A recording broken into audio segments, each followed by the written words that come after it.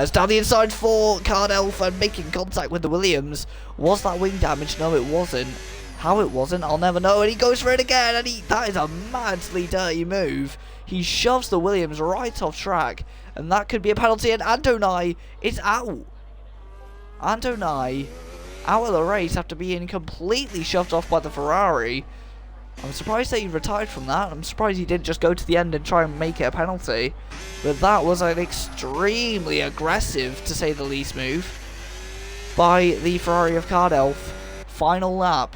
And who else should we watch other than Waite, who has been the man of the moment on every lap here on these 36 laps. He's led every lap of this race and took pole by a stunning 3/10 over the rest of the field. And while there were some cars who were separated by under a tenth of a second, under half a tenth of a second, Waltz has been in a class of his own today.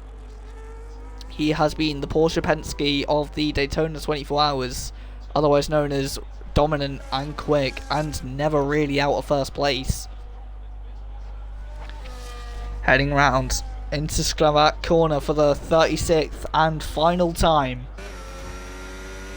Waits, after a pretty decent race yesterday, battling up front and ultimately having a reasonably good race, has turned said reasonably good race, come back a day later to the exact same track, fended off the car that he was driving yesterday, and he has now won the Riverside Racing Tier Backwards Dutch Grand Prix here in the Late Breakers Club, ahead of Arimas, who looks to carry this form into tomorrow's race in Slavtalk Racing League.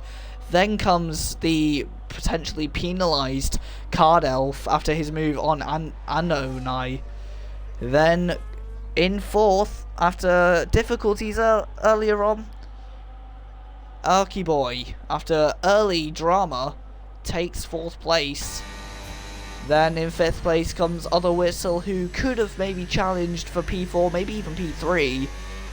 But after contact with Jamie, he has lost out, and he will now come home for fifth place here in Zandvoort Reverse.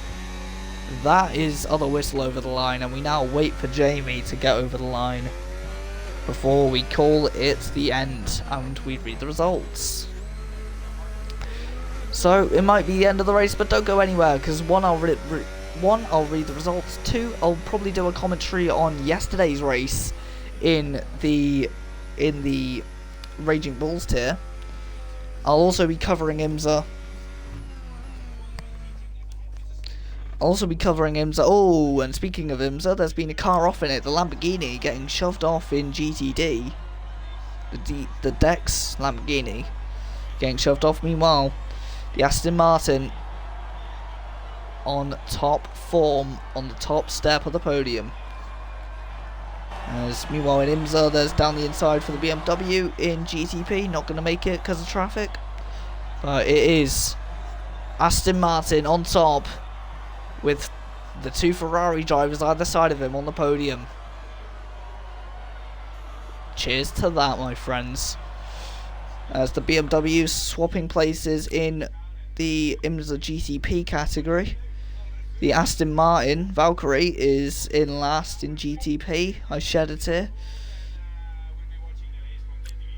So we have the race winner as Waits, the fastest lap going to Arimas, and then the driver of the day is the same man who has the most overtakes and is also the cleanest driver in this race as well. The Other Whistle, after a little crash, is named the cleanest driver by the game. So that was Waite winning the Dutch Grand Prix in the Riverside tier of Late Breakers Club, winning it by 1.4 seconds over Arimas. We have 1, 2, 3, 4, 5, 6, 7 retirements out of the 13 drivers who were due to try and finish this race. So that is the end of that race. Let me now sort out my camera settings on the TV pod offset. Thank you again to the... What was I saying? Thank you again to Late Breakers Club. It's been a great first commentary on the job, I don't know, voluntary job, I guess. I don't know. Anyway, right, let's now sort our camera settings out. Let's do McLaren. We'll just do that for now. Just gonna sort the camera settings out so that on the future broadcasts it should look better. Is the Aston Martin Valkyrie, is it just been lapped by the number 6 car, or is it battling? It's battling. Ooh, the Aston Martin is battling the other car. Right. Hang on, I'm just gonna do that right. So, camera customization. That's it.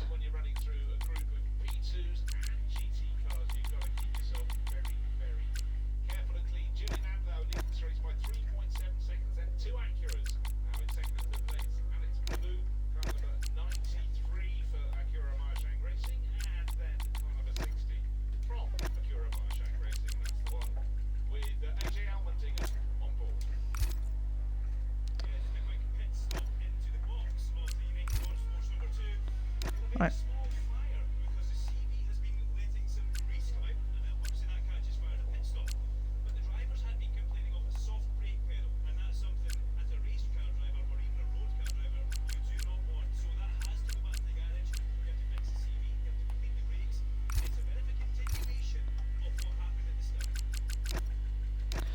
Right, so that's the McLaren one. We're gonna do the next one. Oh, I was meant to do interviews, wasn't I? Should I do interviews? I'll go combox and do interviews.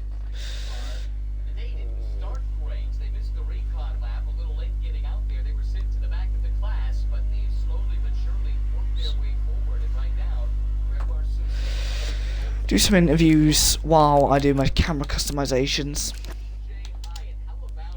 Interviews on the Late Breakers Club race.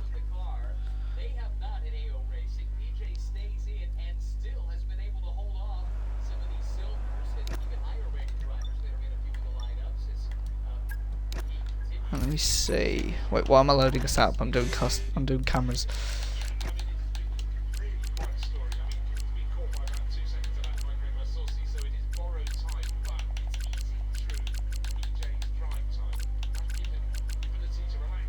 Oh, stick drift.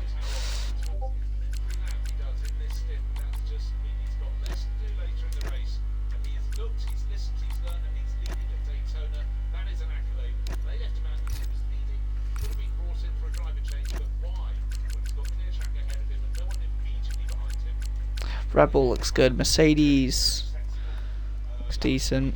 So the Williams wants to do an interview.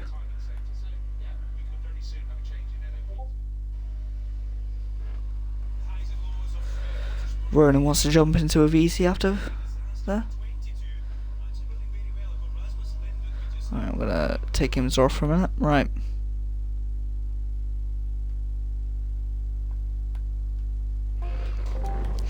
Hello, so welcome. So how did that race go for everyone starting? It was going pretty shit. At the back of the pack, I'm not gonna lie to you, it wasn't exactly a very fun race. That turn one, I just stayed on the outside, and like one of the other lads said, it just vacuum sealed me into the outside, and it just ruined my race. Unfortunate. It's one of them.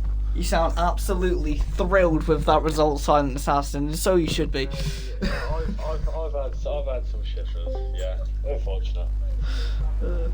Great stuff. How about you?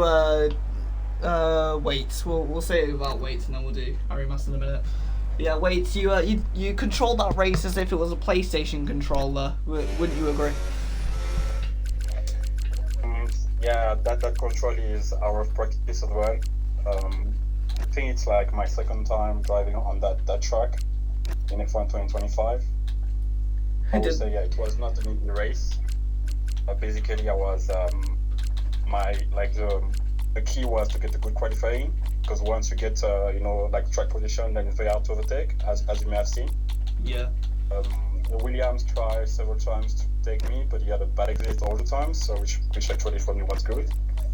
Then yeah, it was just controlling the pace, my guys, to actually not do any mistake. Yeah. I think like on the last safety car restart, I think I got the Ferrari lacking a little bit, so I was able to pull actually very quickly ahead of DRS. And I think it was just about putting the pace and that's it. So I would say like it's a very hard race and very nice to watch because the possibility whether leads to like basically people going off track or accidents. But yeah, it was a very difficult race for my side, even if it was one. Yeah. It looks looks quite easy compared to how difficult it was. But yeah, it was quite a good race. I must say so myself. In terms of entertainment, it wasn't mad like chaotic, but it was enough to be a decent race. So yeah, congrats to you all. Thanks again, and yeah, that's pretty much it. So I'm gonna end stream. I'll catch you later, stream, and goodbye.